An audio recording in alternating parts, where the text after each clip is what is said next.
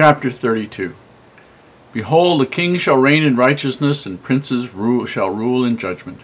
And a man shall be as an hiding place from the wind, and a covert from the tempest, as rivers of water in a dry place, as the shadow of a great rock in a weary land. And the eyes of them that see shall not be dim, and the ears of them that hear shall hearken. The heart also of the rash shall understand knowledge, and the tongue of the stammerers shall be ready to speak plainly. The vile person shall be no more called liberal, nor the churl said to be bountiful. For the vile person will speak villainy, and his heart will work iniquity, to practice hypocrisy, and to utter error against the Lord, to make empty the soul of the hungry, and he will cause the drink of the thirsty to fail. The instruments also of the churl are evil. He deviseth wicked devices to destroy the poor with lying words, even when the needy speaketh right. But the liberal deviseth liberal things, and by liberal things shall he stand. Rise up, ye women that are at ease. Hear my voice, ye careless daughters. Give ear unto my speech. Many days and years shall ye be troubled, ye careless women. For the vintage shall fail, the gathering shall not come. Tremble, ye women that are at ease. Be troubled, ye careless ones. Strip you and make you bare, and gird sackcloth upon your loins.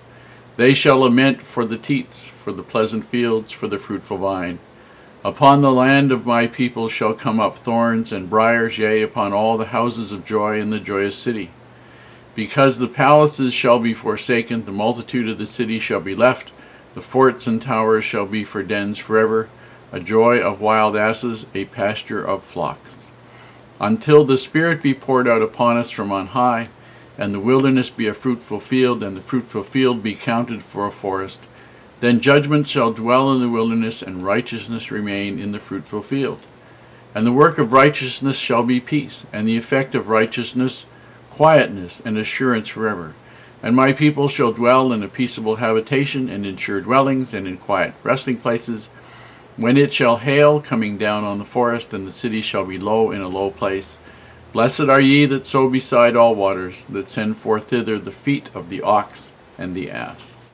The overall theme in these 20 verses is that Israel is going to be a very desolate place until the Savior starts to make preparations for his second coming.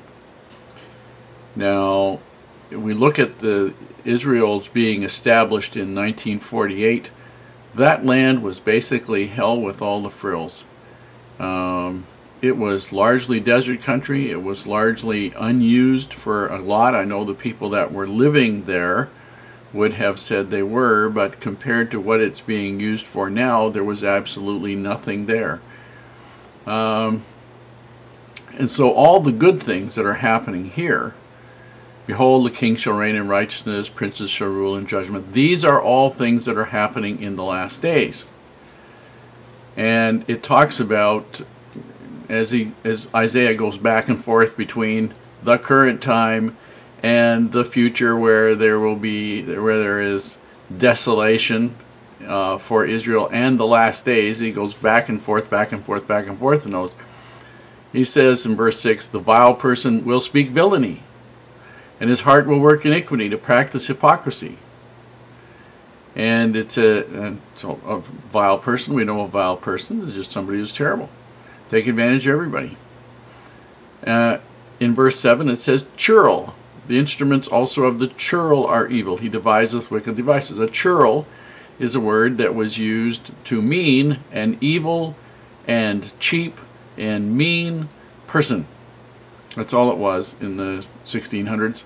And he devises wicked devices to destroy the words with the poor with lying words, even when the needy speaketh right.